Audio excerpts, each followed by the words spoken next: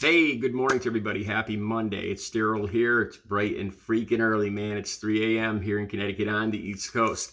Okay, the video you're about to watch I made yesterday, and it's got to do with my experiences and my interpretation of what Matthew Perry might have been going through and how things might have ended for him.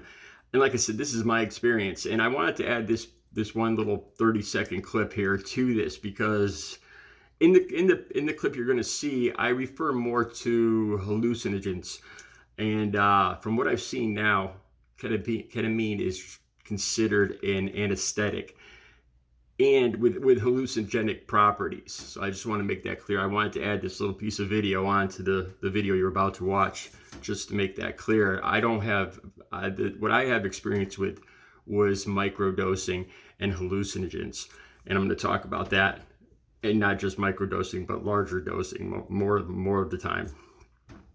What it sounds like, Matthew Perry, what it sounds like this drug did, it sounded like in smaller doses, like under, well, you'll see down below. In smaller doses, it had some hallucinogenic properties that would help with therapy. And in larger doses, like that they found in Matthew Perry's system, it is an anesthetic and it can make you unconscious, and it appears that's what happened, that he had a larger dose in his system that night that he took that night, and he became unconscious in the pool. Like I said, these are just things I want to make clear before you guys watch the video. All right, like I said, it's my interpretation, my experiences. All right, you guys enjoy the video. Hey, what's happening? Happy Sunday to everybody. It's Daryl here. It is not so bright and early anymore. It's 7 a.m.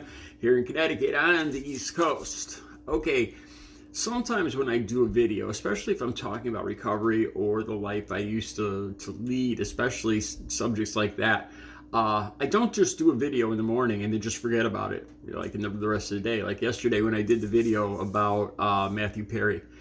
And today I was I don't know much about, let me check okay, we just went over 30 seconds.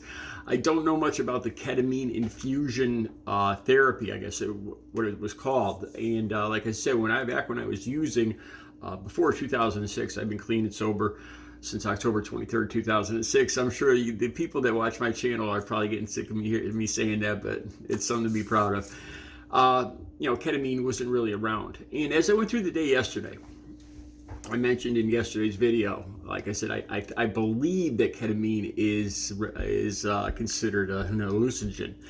And I remembered more about some of these, like particularly mushrooms, LSD, mescaline, some of the other things I used to take. I took these in my late teens and early 20s, and they had such a hard effect, a profound effect on me, that even late in my later addiction, in my 30s and 40s, when I was using heroin and crack cocaine, I steered away from all those hallucinogens, because I really believe that even at 30 or 40 years old, my mind was getting older, and I really didn't feel like I could handle it at that point. It felt like it drained so much out of me, these experiences when I tripped, as it was called.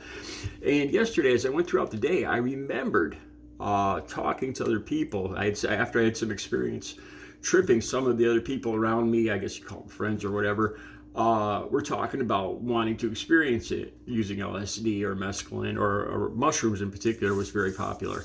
And I remember, this is what, as the day went on yesterday, I remember like advising, I don't know if I'd call it warning, these people. I tell them that, look, if you have anything, if you're feeling like not confident, or if you have something from your past that bothers you that you don't talk about, you might really want to be careful using these things. Like in yesterday's video, I talked about this. I don't know how the drug works. I don't know a lot about brain, your id, your superego, your ego. But what I do know is most of the times that I use these drugs, it just seemed like it tore down any kind of wall that I had put up. Most people, put up barriers and keep things to themselves, things that bother them, things that happened in the past, things they might not be totally honest about to other people. Like I talked I'm completely honest when I talk about some of the stuff that's happened to me when I was young. between the ages of 11 and 14 when I was a young boy. I'm not going to get deep into it now, but some of the worst things you could ever imagine happening to a boy that age happened to me, the man that was dating my mother. And we'll just leave that there. But I started thinking about one particular time. This was one of the last times I ever used mushrooms. And it was probably one of the closest times I ever came to what we would call a bad trip. Like I said, I tell other people that were considering using these hallucinogens to be very careful, because you can't. Those barriers that you put up, like your subconscious. Those barriers come down when you take these. It's not something you could choose. All of a sudden, this stuff is right up in the front of your brain, stuff that might have bothered you. It might be good stuff, it might be bad stuff, but those barriers just come down when you use these a lot of times, from my experience. And I warned people. I remember a couple specific times. I remember one girl that was at a party, and she just started pulling her hair out. She had this look of terror on her face, and she just started pulling her hair out in clumps, and we had to talk her down pretty much all night and hold her. I remember one of my own friends just getting quiet and jumping out of the car and running into the woods. And he was never the same even after that. He became a born-again Christian after that experience. I mean, you could have you could have profound effects from using these particular things. And in that respect, I could understand how, with a therapist or people that are, people that could guide, like Matthew Perry, and in what they call microdoses, that this might be helpful in medical, in health ways with your mind, as far as anxiety or depression. But I wouldn't mess with it. This stuff is heavy duty. So anyway, going back to this time, like I said, it was one of the last times I ever used this particular drug, mushrooms. And I was in the back of the car with two of my friends, two of my good buddies. They were manly men. I think they were on the football. They were both on the football team from high school. And I can't remember what it was. I think it was generally known amongst my friends what had happened to me. I was abused when I was young, and they started pretending they were gay. And they were sitting in the front seats, and I was sitting in the back seat in between. And they started kidding around, messing around with each other, blowing each other kisses and stuff like that. And usually that would never bother me, and like right now, in my normal state, I'm secure. But that particular night I had been using mushrooms, and it freaked me out. I didn't think it was funny or anything. I got upset, and I ended up jumping out of the car. And I'd be lying if I told you guys I don't remember what happened for the rest of the night. I remember getting physical with them and just hitting them, and then jumping out of the car and running off into the night. And I swear to God, I don't remember what happened for the rest of the night. I really don't. But that's one of the things I'm talking about here. And so what I wanted to say is I could see, having used some of these drugs that are similar to ketamine, I could see how they would have a profound effect on introspection. I guess you'd call it self-introspection. Really, it's the way some of these drugs work. I guess that it just lays bare your subconscious. And it could be some scary stuff if you've been, honestly, if you've been hiding, if you've been keeping some stuff that you've never talked about, you didn't want to talk about, and most of us do. And I remember advising my friends, be very careful, because if there's stuff that's bothering you, don't take this stuff, especially, if there's a lot on your mind, if stuff's bothering you from your past, because it's not going to turn out good, more than likely.